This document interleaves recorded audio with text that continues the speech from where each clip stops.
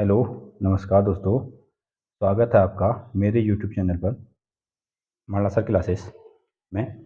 आज है 14 जून 2023। तो आज के मुख्य करंट अफेयर, ठीक है। इस तो देखते हैं आज का जो पहला प्रश्न बना है वो क्या कहता है। तो पहला प्रश्न है, कौन सा देश यूनेस्को में फिर से शामिल हुआ है, ठीक है। तो कौन सा ऐसा देश है जिसने फिर से यूनेस्को की सदस्यता ले ली है, ठीक है। ये कौन है? अमेरिका है। तो अमेरिका ने क्या किया था, 2017 में वो यूनेस्को से क्या हो गया था, बाहर हो गया था। तो वापस वो फिर से क्यों आया? क्योंकि अभी यूनेस्को में जो था विश्व में चीन का जो है प्रभुत्व बढ़ रहा है ना, तो उस प्रभुत्व को कम करने के लिए तो अमेरिका ने क्या किया, फिर से डिसीजन लिया कि वापस कहाँ जाएगा, यूनेस्को में आ जाएगा, ठीक है। तो इससे प्रश्न ये बन सकता है कि यूनेस्को का फुल फॉर्म क्या रहता है। तो यूनेस्को का फुल फॉर्म होता है united nations educational scientific and cultural organisation, इसका फुल फॉर्म है, ठीक है। तो इसकी स्थापना कब हुई थी? इसकी स्थापना हुई थी वर्ष 1945 में। इसमें कितने सदस्य देश हैं? इसमें सदस्य देश हैं 193 सदस्य देश हैं। और कितने सहयोगी देश होते हैं? 12 इसके सहयोगी देश हैं, ठीक है। तो इसमें 12 सहयोगी देश हैं। इसका मुख्यालय कहाँ है? इसका मुख्यालय आपका फ्रांस, ठीक है। फ्रांस की राजधानी पेरिस में इसका मुख्यालय होता है। और इसके जो महानिदेशक हैं वर्तमान में वो कौन है? Andre Azoulay. आंद्रे अजोले जो है इसके वर्तमान में महानिदेशक हैं, ठीक है। तो ये पहला प्रश्न है। आगे चलते हैं प्रश्न नंबर 2 की ओर।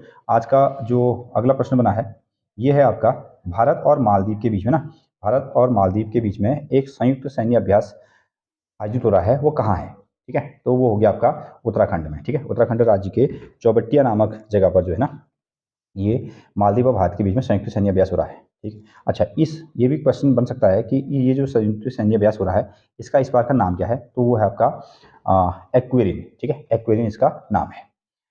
हाँ, आगे चलें। तो इसमें ये संयुक्त सैन्य अभ्यास है। इसकी राजधानी क्या है? राजधानी मतलब कि मालदीव की राजधानी क्या है? तो मालदीव की राजधानी है माले। और मालदीव की जो मुद्रा होती है ना, वो क्या होती है? आपकी रुपया होती है। जैसे भारत की मुद्रा क्या है? भारत की रुपया है। तो मालदीव की कैसी होती है? रुपया होती है। तो ये हमारा प्रश्न नंबर 2। आगे चलते हैं प्रश्न संख्या 3 की ओर। तो हमारा प्रश्न नंबर 3 बना है, ये कहता है इंटरनेशनल एयर ट्रांसपोर्ट एसोसिएशन के नए अध्यक्ष कौन बने, ठीक है। तो हाँ, तो जो आपके प्लेन्स वगैरह हैं, हवाई जहाज़ें हैं, जो प्लेन एक स्थान से दूसरे स्थान पर जाते हैं, तो ये एक तरीके से समझ लीजिए इंटरनेशनल एयर ट्रांसपोर्ट हो गया। तो उनके अध्यक्ष बना दिए गए हैं पीटर एल्बर्ट्स, ठीक है। पीटर एल्बर्ट्स को नया अध्यक्ष बना दिया गया है, ठीक है। तो यहाँ आपको इसको शॉर्ट में लिखा गया है, जैसे IATA का फुल फॉर्म क्या है। तो IATA का फुल फॉर्म ही क्या है? इंटरनेशनल एयर ट्रांसपोर्ट एसोसिएशन इसका फुल फॉर्म रहता है। तो इसका मुख्यालय कहाँ है? इसका मुख्यालय है आपका मॉन्ट्रियल कनाडा में। इसका मुख्यालय मॉन्ट्रियल कनाडा में है, ठीक है। इसकी स्थापना कब हुई? इसकी स्थापना हुई थी आपकी वर्ष 1945 में इसकी स्थापना की गई थी, ठीक है। तो किस तरीके से एयर ट्रांसपोर्ट किया जाएगा, उसका रख रखाव, देख रेख, तो इन सभी चीज़ों के लिए ये संस्था बनी हुई है। और इसके जो अध्यक्ष बना दिए गए हैं पीटर एल्बर्ट्स इसके अध्यक्ष हैं, ठीक है। वर्तमान अध्यक्ष बना दिए गए हैं। आगे चलते हैं प्रश्न संख्या 4 की ओर। तो आज का जो प्रश्न संख्या 4 है वो कहता है, वो है आपका अंतर्राष्ट्रीय एल्बिनिज्म, ठीक है। अंतर्राष्ट्रीय एल्बिनिज्म जागरूकता दिवस कब मनाया गया, ठीक है। तो ये मनाया गया आपका 13 जून को। अब सवाल ये है कि एल्बिनिज्म होता क्या है, ठीक है। एल्बिनिज्म को हम क्या कहते हैं? रंगहीनता। रंगहीनता। तो जैसे आप देखते हैं कई लोगों के जो कलर हैं वो बदल जाते हैं ना, ठीक है। व्हाइट व्हाइट कलर जैसे आ जाते हैं, तो उसको हम क्या कहते हैं? एल्बिनिज्म नाम का रोग हो गया, यानी कि रंगहीनता उन पर आ गई है, ठीक है। तो एक ऐसा रोग है, ये आनुवांशिक रोग है। एक तरीके से ये आपका जीव विज्ञान बायोलॉजी का क्वेश्चन भी बनता है, ठीक है। तो शरीर में एक मेलेनिन नाम का एक पिगमेंट है, अगर उसकी कमी हो जाती है तो ये वाला रोग यानी कि एल्बिनिज्म नाम का रोग हो जाता है, ठीक है। हाँ, तो इस साल वर्ष 2023 में इसकी क्या थीम थी? थीम रखी गई है, ठीक है। तो ये आपका इंक्लूजन इज स्ट्रेंथ, ठीक है। इंक्लूजन इज स्ट्रेंथ जो है इसकी थीम है। आगे चलते हैं प्रश्न संख्या 5 की ओर। प्रश्न संख्या 5 में बना है आपका, ये है भारत हमारी एक भारतीय फिल्म है ना, भारतीय film when climate change turn violent, ठीक है। जब क्लाइमेट चेंज होगा तो वायलेंट बन जाएगा, ने, ठीक है, WHO पुरस्कार जीता है, ठीक है। इसने एक पुरस्कार जीता है। तो इसके निर्देशक कौन है? तो इस फिल्म के जो निर्देशक हैं वो आपके वंदिता सहरिया, ठीक है। वंदिता सहरिया जो हैं इसके निर्देशक हैं, ठीक है। और ये कहाँ की हैं? ये राजस्थान की हैं। ये महिला जो है राजस्थान की है। तो इन्होंने यहाँ पे फिल्मांकन किया है, ठीक है। तो इसमें बताया गया कि किस तरीके से अगर क्लाइमेट चेंज होगा तो वायलेंट बनेगा, ठीक। हाँ, तो इसको पुरस्कार किसने दिया है? WHO ने इसको पुरस्कार दिया है, ठीक है। तो WHO से जो प्रश्न बनते हैं उसको थोड़ा सा हम देख लेते हैं। तो WHO से बनने वाले जो प्रश्न हैं हमेशा एग्जाम में पूछे जाते हैं कि WHO का फुल फॉर्म क्या है? वर्ल्ड हेल्थ ऑर्गेनाइजेशन का फुल फॉर्म है। हिंदी में कहें तो विश्व स्वास्थ्य संगठन, ठीक है। इसकी स्थापना कब हुई? इसकी स्थापना 1948 में हुई, ठीक है। और आपको याद है तो हर साल प्रत्येक वर्ष जो है 7 अप्रैल को हम विश्व स्वास्थ्य दिवस मनाते हैं ना। और इसका मुख्यालय कहाँ है? Geneva, Switzerland. तो जिनेवा कहाँ है? स्विट्जरलैंड में। तो स्विट्जरलैंड में बहुत सारे मुख्यालय यहाँ आपको स्थित हैं। आगे चलते हैं। आज का जो प्रश्न नंबर 6 है वो बना है आपका स्थापित पवन ऊर्जा क्षमता के मामले में कौन सा राज्य पहले स्थान पर पहुंच गया है? ठीक है। तो स्थापित पवन ऊर्जा, तो पवन ऊर्जा क्षमता के मामले में कौन सा राज्य पहले स्थान पर पहुंच गया? तो जवाब है आपका गुजरात। ठीक है। तो अब ये पवन ऊर्जा क्षमता क्या है?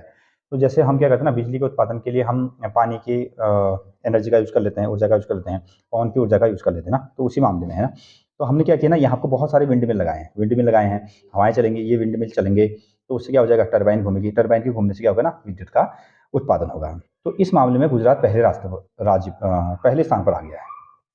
अब ये आप देखते हैं ना, इनका जो गुजरात, तमिलनाडु, राजस्थान, इन्हीं जगहों पर ना इनको स्थापित किया गया, क्योंकि यहाँ पर बहुत ज़्यादा जैसे रेतीली जगह है, ज़मीन खाली है और हवाएं तेज चलती हैं, तो यहीं पर को इनको स्थापित किया जा सकता है। ठीक है। तो इस मामले में गुजरात कौन सी जगह पर आ गया है? पहले स्थान पर आ गया है। आगे चलते हैं। तो एक हमारा अगला प्रश्न बना है, किस राज्य ने पद्म पुरस्कार विजेताओं को 10,000 रुपये मासिक पेंशन देने की घोषणा की? ठीक है। तो एक कौन सा राज्य है? उनके राज्य में जितने भी पद्म पुरस्कार विजेता होंगे, जैसे जो भी पद्म भूषण जो भी होंगे, ठीक है, उनके लिए क्या करना पड़ेगा? उनको 10,000 रुपये। तो प्रश्न नंबर 7 है, किस राज्य ने पद्म पुरस्कार विजेताओं को 10,000 रुपये मासिक पेंशन देने की घोषणा की है? तो वो है आपका हरियाणा राज्य। ठीक है। तो हाँ, जितने भी यहाँ आपको पद्म पुरस्कार विजेता होंगे, उन सबको अब वो हरियाणा राज्य क्या करेगा? हर माह 10,000 रुपये पेंशन देगा। ठीक है।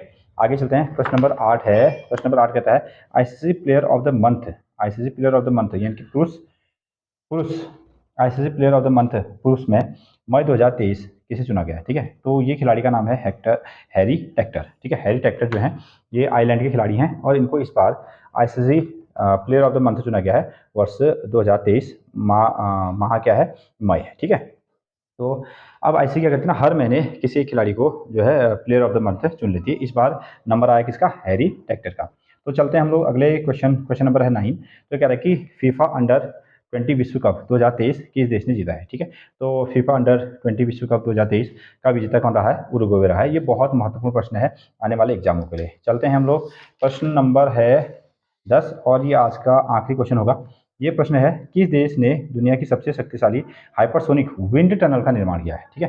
तो वो देश कौन सा है? आपका चाइना है। ठीक है। तो चाइना ने क्या किया है? सबसे लंबे हाइपरसोनिक विंड टनल का निर्माण किया है। ठीक है। तो ये हो गया आपके 10 क्वेश्चन। अगर आपको वीडियो अच्छी लग रही है तो लाइक करें, शेयर करें, कमेंट करें। ठीक है। तो सब्सक्राइब करें और आगे पढ़ते रहिए। ये आपको आने वाले एग्जाम के लिए बहुत ही हेल्पफुल रहेंगे। तब तक के लिए धन्यवाद।